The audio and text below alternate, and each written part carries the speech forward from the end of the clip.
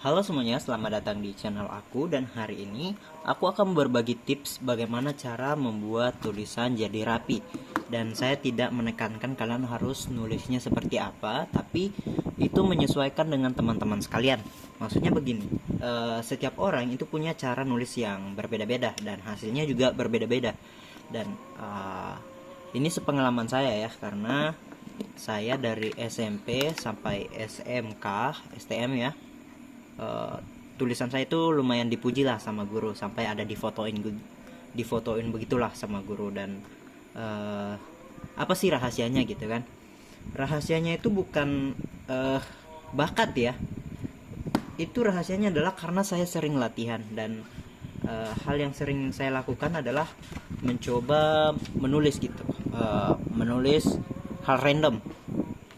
Ini tulisan saya, ini ya bisa diperhatikan, ini ya baru-baru lah karena saya udah jarang nulis. Ini tanggal 28 November 2024, udah agak lama.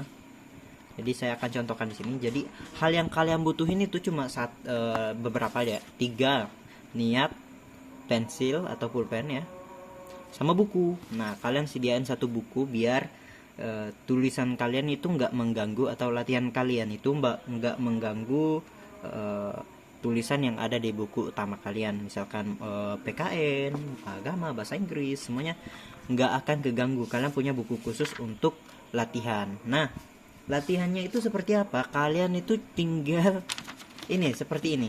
Misalkan kalau kalian pengen tulisan kalian itu di tengah kayak gini, nah kalian coba untuk menulis kayak gini ya. Nah nggak usah ditulis ya, maksudnya coret-coret, terus kalian lakuin itu aja setiap hari satu lembar, minimal kayak gitulah ya, kayak gitu. Dan selanjutnya adalah mencoba font baru.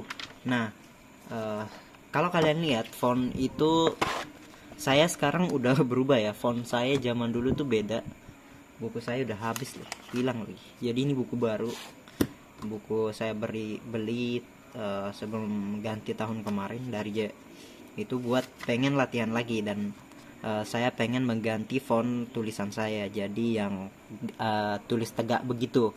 Dulunya tulisan saya itu, sebentar, saya nggak bakal contohin banyak-banyak ya, karena cuma tips saja yang paling mudah ya. Bentar guys. Nah tulisan saya itu dulunya kayak gini, yang di tengah ini. Nah ini tulisan baru saya, baru belajar. Sebentar. Nah ini kayak ini yang baru nih teman-teman. Sama kalian harus punya pulpen yang emang mendukung tulisan kalian. Kalian jangan yang penting pulpen yang penting. Mungkin iya bisa kayak gitu. Tapi bagi saya akan lebih prefer dan lebih nyaman ya. Kalau kita nyaman nulis, kita akan lebih bahagia gitu. Karena menulis bagi saya juga memberikan hal yang menyenangkan begitu. Nah contohnya saya nggak dipromosin sih, nggak di apa namanya, nggak di endorse juga. Ini channel kecil. Di sini aku pakai high tech. Ini pulpen, salah satu pulpen favorit saya ya. Ini bisa kalian lihat. Jadi setiap hari yang saya lakukan itu dalam menulis seperti ini. A B B B B B B kayak gitu sampai C. Dan akhirnya saya dari SMP tulisan saya udah seperti ini di tengah kayak gitu teman-teman. Nah ini saya, kalau udah kayak gini kan, ini kan lama-lama bosan kan ya, jadi saya akan tulis kayak gini nih, operasi gitu. Saya akan mencoba menulis hal-hal random yang ada di pikiran saya sampai kayak gini, bisa dilihat. Nah fungsinya apa sih menulis ya? Di zaman sekarang kan udah modern, mungkin bukan ke arah ini ya, setiap orang kan punya cara berpikir beda-beda dan sudut pandang beda-beda. Bagi saya nulis itu adalah seni mahakarya. Jadi setiap saya menulis itu saya harus menuangkan perasaan saya gitu, supaya tulisannya itu benar-benar nyaman dilihat seperti itu. Jadi saya akan contohkan di sini. Saya akan nulis A sampai Z. Ini kan 24 ya, 24 ini. Jadi kita akan coba dari sini. Kenapa enggak ini agak boros kayak ini? Enggak apa-apa teman-teman ya, karena saya udah nggak sekolah, satu. Kedua, saya nulis untuk have fun aja, bukan untuk kepentingan sesuatu gitu. Jadi kalian bisa lihat saya akan mencoba menulis A sampai Z gitu, tapi dengan font yang udah lama ya. Saya akan contohkan, misalkan oh iya, kalian nulisnya tuh pelan-pelan aja, nggak usah terburu-buru. Kenapa harus pelan-pelan? Nggak usah terburu-buru ya. Kalian misalkan kalau nulis di kelas nih disuruh cepat-cepat, nah kalian itu kan lambat nih, misalkan kalian ini lambat nih, kalian bisa minjam buku teman kalian. Jadi kalian belajarnya di rumah, sambil belajar di rumah sambil bagusin tulisan. Itu kan dua langkah ya, dua langkah sekali dayung gitu. Itu cukup nyaman, dan saya cukup suka belajar sendiri dibandingkan belajar di sekolah.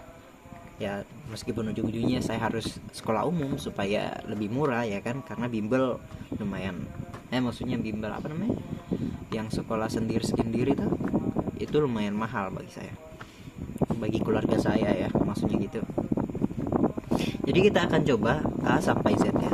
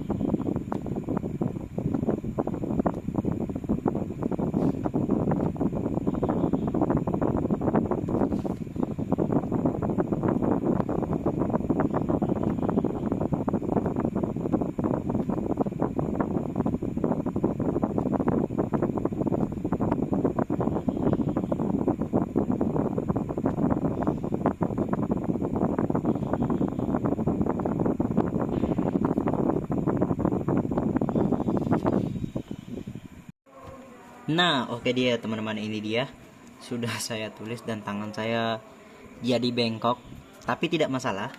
eh Pengalaman saya, karena ini udah lama banget saya nggak latihan. Ketika saya mencoba untuk menulis dari A sampai R ini, itu tangan saya terasa kaku, berat, dan sakit ya. Namun ketika udah masuk huruf T dan YZ ini, tangan saya jadi ringan dan mulai terbiasa kembali. Emang agak sulit, dan ini kalian bisa perhatikan mereka itu ngambang di tengah ya. Karena kenapa tulisan itu bisa menjadi rapi teman-teman? Sebenarnya itu karena konsisten. Tulisan kalian itu atau tulisan kita itu jadi konsisten di dalam ya, di semua ini. Saya akan kasih contoh. Nah ini kenapa saya menyarankan untuk latihan seperti ini, karena ini melatih tangan kita untuk terbiasa menulis di bagian tengah. Jadi kalian coret-coret aja, tapi dengan konfigurasi seperti ini kalian latihan. Bukan seperti ini aja, kalian bisa terserah tulisan kalian itu mau digimanain. Misalkan wah aku suka tulisan guruku yang dia itu nempel di bawah kayak gini gitu kan, nempel di bawah pulpen hitam. Misalkan saya contohkan pakai pulpen hitam ya. Nah ini tebal ya teman-teman. Nah kayak gini kan, tapi dia itu punya batasan yang huruf vokalnya itu di bagian bawah sini. Nah nanti huruf-huruf yang tinggi tuh bisa lewat ke atas kayak gini. Misalkan saya ini kalian bisa lihat, ini saya contohkan bagian vokalnya itu, huruf vokalnya itu tidak melewati garis ini pas dia bagian bawah. Sedangkan huruf yang emang ini tinggi, yang kayak G, Y, terus T, H gitu kan, D, itu punya lebih di bagian sini, di sini dia lebih. Jadi dia rata di bawah sini, yang bulat-bulatnya ada bagian sini. Saya nggak tahu cara menjelaskannya gimana, cuma akan nyaman dilihat. Sedangkan kalau kalian lihat di sini tulisan kedua, nah dia itu kan ada yang terbang, terus ada yang di bawah gitu kan, bacanya itu jelek, nggak nyaman dilihat. Nah, coba saya contohkan yang lainnya. Sebenarnya kayak gini nih. Kenapa ini bagus? Karena tulisannya ini, ya saya anggap ini bagus lah ya, anggap aja bagus gitu. Saya nganggapnya bagus karena tulisannya itu dia ditulis secara konsisten. Misalkan W-nya tetap W gitu, W-nya kayak gini, nggak tiba-tiba berubah. Terus tulisannya tetap di posisi yang sama ya, hurufnya sama gitu kan. Nah, ini ya belum kayak misalkan kenapa saya suka nulis, karena ketika saya mendengar lagu yang nyaman gitu kan, saya terbiasa untuk nulis tulisannya itu. Nah, kayak gini.